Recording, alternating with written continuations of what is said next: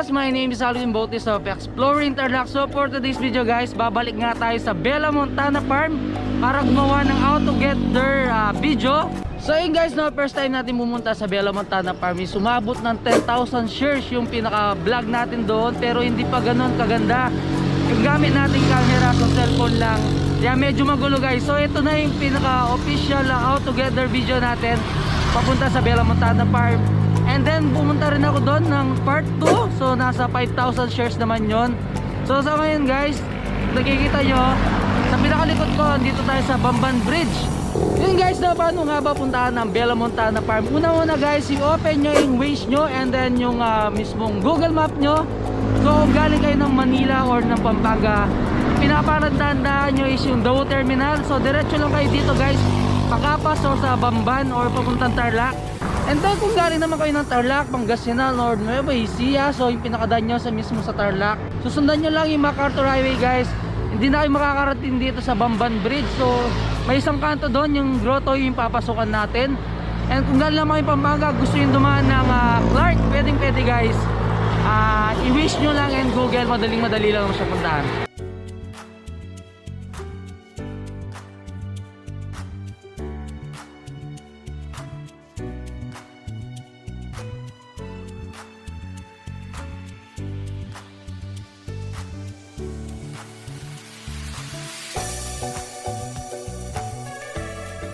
So yun guys, bali alis na tayo dito sa Bamban Bridge. So tuturo sa yung daan guys papuntang Bella Montana Farm. Lalagpasan lang natin itong Bamban Bridge. And then may isang kanto doon na papasokan natin. Dito yung kanto ng grotto guys.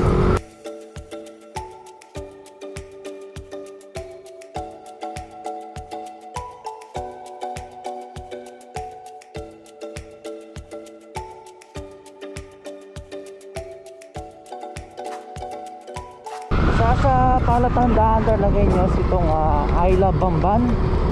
So ito siya. So good morning Tarlaceños. Another tourist spots na naman yung explore natin dito sa Tarlac guys. So ito na yung kantong grotto guys. So kung gusto nyo pumunta ng Bella Montana Farm, Goshen, Balakbak Nature Spring, Kalbutan. So ito yung kantong papasukan nyo. Mostly lahat mga pasyalan dito sa San Vicente Bamban yung pinaka place nila guys.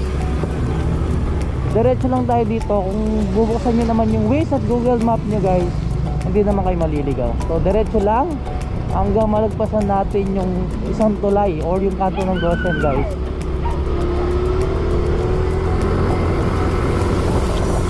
Napakaraming bikers ngayon ang nagbabike dito sa papasok sa kanto ng grotto. So ito yung pinaka grotto guys. Siguro balikan natin yan, magdo-drone shot tayo kapag marami na tayong time. Pagkakaalam ko is open si Bella Montana Farm 6 AM. Kung gusto nyo makita yung sunrise, pwede kayong makakita. Guys, so kung gusto nyo pumunta dito sa Bella Montana Farm, walang likuan pagpasok nyo nung kantong grotto. Maraming pasyalan ang mapupuntahan nyo dito sa Bamban Tarlac guys. So pag ito yung pinasukan nyo, ito mismong kanto ng grotto, pwede yung puntahan yung Gazebo View Park, sabi ko nga kanina. So Goshen, Balakbak Nature Spring, Kalbutan, no, yung tinatawag nilang batsa-batsa. And then nandito rin yung Holy Land. Ito rin yung way papunta dun sa bagong bridge o tulay dito sa Clark, Pampanga. Ito yung tinatawag ng New Sacobio Bridge. So yun yung magdudugtong sa Clark papuntang Tarlac. So yung pinaka place kasi ng New Clark City is nasa Kapas Tarlac guys. Pag mula sa Clark is nasa 15 minutes na lang yung biyahe nyo. Yun guys, nauna sa landmark na lalagpasan nyo, ito yung kanto ng Goshen. So ito siya. Diretso pa tayo guys. Marating naman natin yung tulay. And then sa lahat ng gustong mag-commute dun sa mismong kanto ng grotto guys, may mga tricycle doon. Pero wala akong idea kung magkano ba yung tricycle papuntang Bella Montana Farm. Medyo may kalayuan din naman kasi. Siguro nasa 10 to 15 minutes yung biyahe nyo magmula dun sa kanto ng grotto papunta sa Bella Montana Farm. So sa lahat ng bikers and riders dyan, mag-ingat lang tayo sa lahat ng biyahe natin.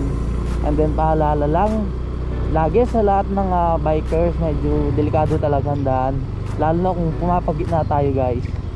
So always right dapat tayo, and then bawal kumaliwa. So ito yung bridge guys, so bakal na tulay itong mismong dadaanan natin. So isa sa landmark papuntang Bella Montana.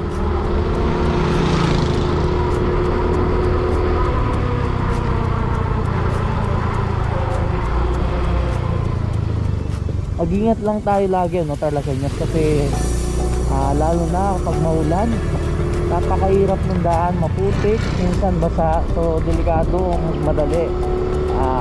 Yun, dahan-dahan lang sa pagbabiyahe guys.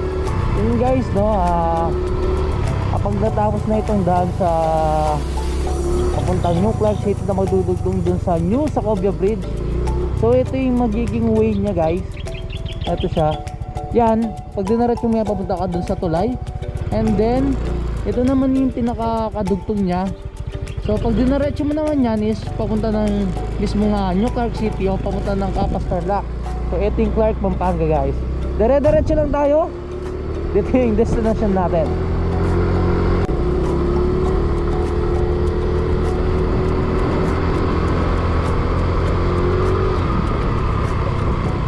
So ayun guys, isa sa dapat natandaan yung daan ito. So hindi nyo kailangang dumiretso dito. Kakaliwa tayo guys papuntang Bella Montana Farm.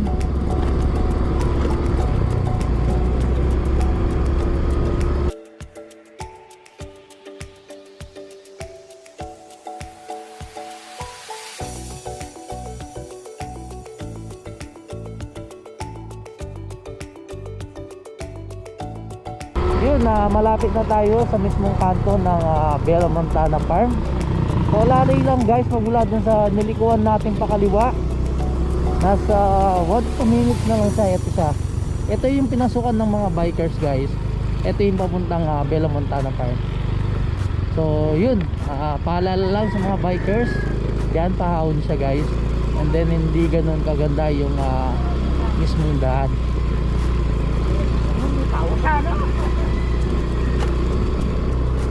So ingat-ingat na lang guys ang pag-akyat or pag-ahon dito sa Bella Montana Farm. Yun nga pala guys, no, kapag nagawa na yung official t-shirt natin is ipopost natin dito sa Facebook page natin sa Exploring Tarlac. So sa lahat ng gusto mag-avail, yun, basta bibigay ko lahat ng details. And then pag umabot naman tayo ng 50,000 followers, magpapamigay tayo ng mga t-shirts and then ibang merchandises sa ating Facebook page. So abangan na lang natin guys. Yun, kung makikita nyo guys, ganyan yung dadaanan nyo. So may parteng hindi sementado, alos trap road siya, pero banda doon guys is sementado na siya. So yun guys, no, kung makikita nyo may sementadong daan na naman. Actually matagal-tagal na rin yung time na pumunta tayo dito sa Bella Montana Farm. Napakaganda kasi ng lugar. Sumikat yung Bella Montana Farm noong pandemic, taong 2020 guys. So nasa July yata yun, yung first time pupuntahan. And then kahit pa paano is nag-trending naman yung pinaka-post natin. So pag andito na kayo, diretso lang tayo, huwag kayo liliko dito, huwag kayong malilito guys. So yun, ito yung tinatawag nilang Little Baguio guys. Diretso lang tayo.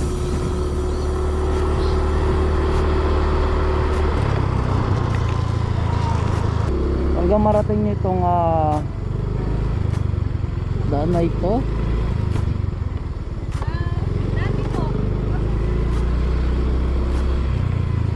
Ito na yung papuntang Bella Montana Farm. Hopefully wala akong update Alam ko naman is open siya daily, Monday to Sunday, 6 AM until 6 PM guys. And then kung gusto niyo mag-camping, pwede rin mag-camping dito sa Bella Montana Farm. Pag nakikita ko yung Facebook page nila, so may mga bagong attraction silang mga pinopost, like yung mga big nest, and then may mga bagong swing yata. Then may part na pwedeng yung pagpicturean guys. And then yun, may ginawa silang view tech. And then nagtayo na rin sila mga CR. And then magkakaroon nata sila ng cafe dito sa Bella Montana Farm. So ito, papakita ko yung dadaanan nyo sa lahat ng bikers and riders. Ito po yung dadaanan nyo sa Bella Montana Farm. Actually medyo maganda na siya, patag. Kasi nung first time kong pumunta dito is talagang hasin baku-baku yan, hindi pa nila inaayos.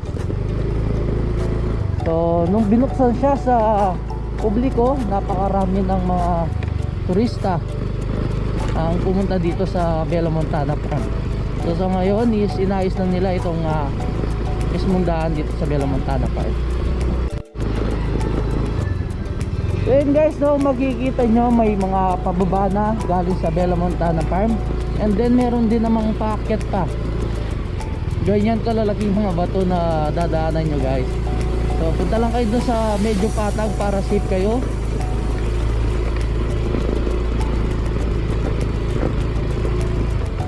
Sa parting to guys, no, napakaganda na ng daan. Compare mo last na pumunta ako dito, sobrang hirap talaga ng daan. Ngayon is inayos na, patag-patag na guys. Pero siyempre pag maulan is madulas pa rin naman siya.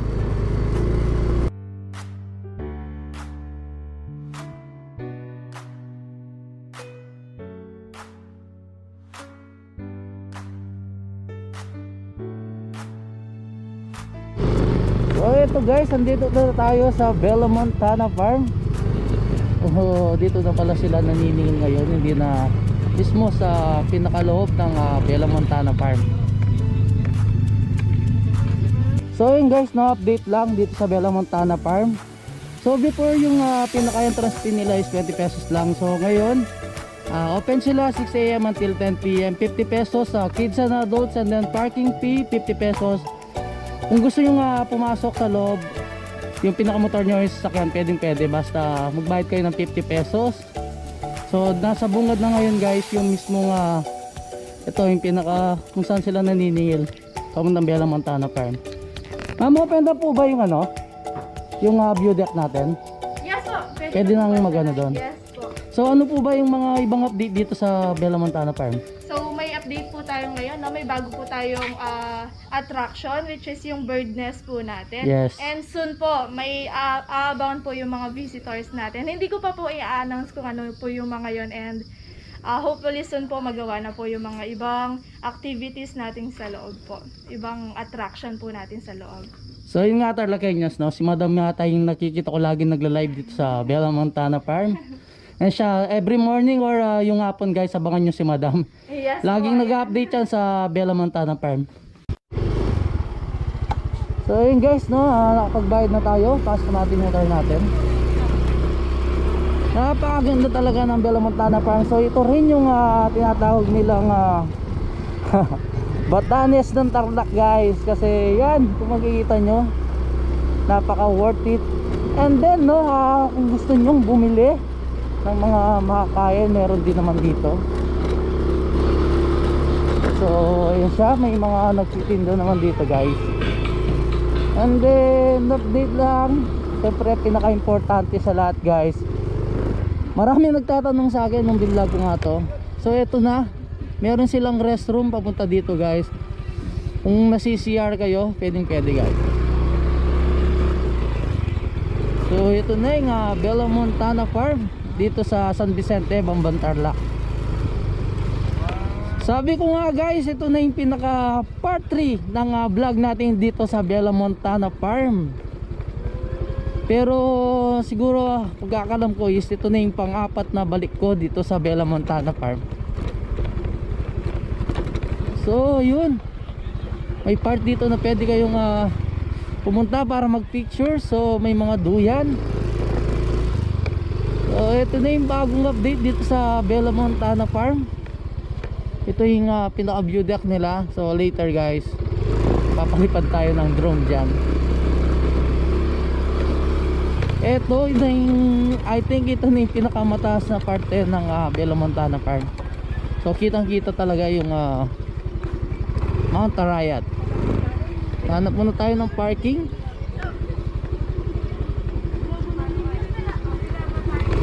So yun, dito na lang tayo guys. Wow, masarap talagang mag-relax dito sa taas ng Bella Montana Farm. Yan guys, kitang kita nyo yung Clark, Mabalacat, and then syempre itong Bamban guys. So yung Tarlaceños, no, isa sa bagong attraction dito sa Bella Montana Farm. Ito yung tinatawag nilang Big Nest. So ito siya, papakita ko pinakataas. Ayun siya. So, yeah. So dito pag akyat nyo guys, kitang kita na yung ganda ng Mount Arayat.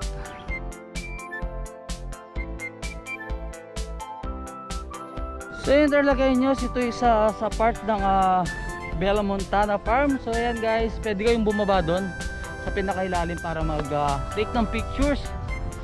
Yun nga no, sabi ko nga dati dito is para siyang Batanes ng Tarlac guys. And then yung klima parang nasa Tagaytay ka at saka Baguio. Lalong lalo na kapag 6 AM and then siguro yung hapon. Napakaganda talaga ng view dito sa Bella Montana Farm. Kaya isa sa mga binabalik-balikan kong tourist spot dito sa Tarlac ay itong Bella Montana Farm. And then pangalawa is syempre napakalapit ko lang dito, taga Bamban din naman ako. Yun, so palipad muna tayong drone.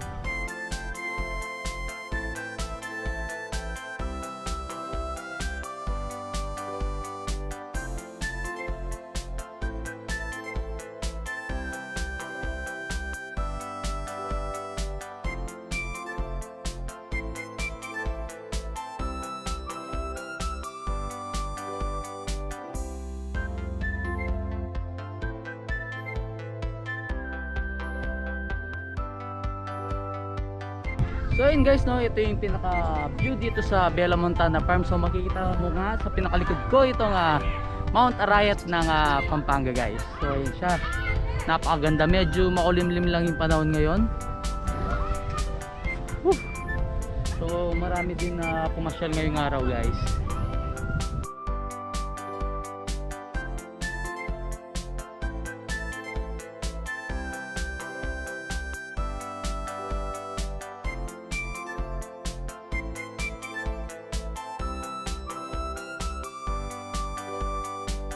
So yun Tarlaceños, next na check natin bagong attraction dito sa Bella Montana Farm. Ito yung pinaka view deck nila. Actually hindi pa siya tapos. Yun siya. Nice. So napakalawak din ng pinaka view deck nila guys. Hindi ako magkakamali, siguro kakaroon ng CR dito. Yan. Wow. So kitang kita mo yung 360 views dito sa mismong Bella Montana Farm. Actually hindi pala siya 360. So nasa 180 degree views lang naman yung makikita nyo. Yun. Ayan siya. Wow. Ang ganda ng view dito sa mismong view deck nila guys. So ito yung Mount Arayat. Taga saan po kayo? Dito lang sa Bamban. Bamban na San Nicolas. San Nicolas. So si sir, first time niya dito sa Bella Montana Farm. Oo, first time dito. So anong experience mo dito sa Bella Montana Farm sir? Breathtaking yung yung view dito, ang ganda. Kala mo nasa ibang lugar ka din, no? Di mo akalain na meron palang ganito sa Tarlac. Mo parang nasa Switzerland ka kahit hindi ka pa galing doon. Tama. So parang ano siya, no? Batanes ng Tarlac. Tama, agree. Tapos yung pinaka vibe siya is malamig, para nasa Baguio din, tsaka Tagaytay. Sakto, hindi nga mainit, nakasama rin yung panahon. Kaya nga. So, ganda rin ng view, ganda ng view. Anong payo mo sir sa lahat ng gustong pumunta dito ng mga bikers? Subukan ninyo, no, yung trail napakaganda, tapos pwedeng pang beginner, no. So mag-enjoy kayo.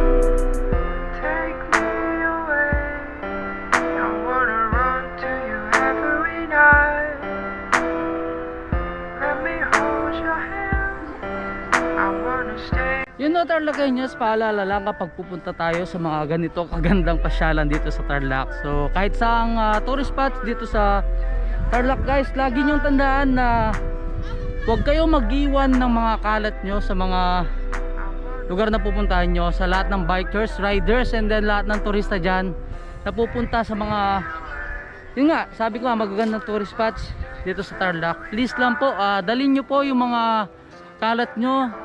So pwede nyo naman ilagay dyan sa mga bag nyo, and then pwede nyo din naman i-check yung paligid nyo kung may mga basurahan. So pwede naman ninyong itapon doon yung mga basura nyo, like dito sa Bella Montana Farm guys. Makikita nyo dito sa may puno, dito sa may side is may basurahan sila. Same lang din sa mga puno doon, so may mga basurahan. Please po, maging be a hero po tayo sa lahat ng pupuntahan natin, pasyalan dito sa Tarlac. So hindi lang po dito sa Tarlac, pati sa buong Pilipinas. Sana po maging responsable tayo sa lahat ng mga ginagawa natin. So pwede kasi makasira sa ating kalikasan. And then syempre, sabi ko nga, paulit-ulit natin sinasabi, yung nangyari nga sa San Jose Tarlac is sinasarado yung mga tourist spots doon dahil nga sa sobrang kalat.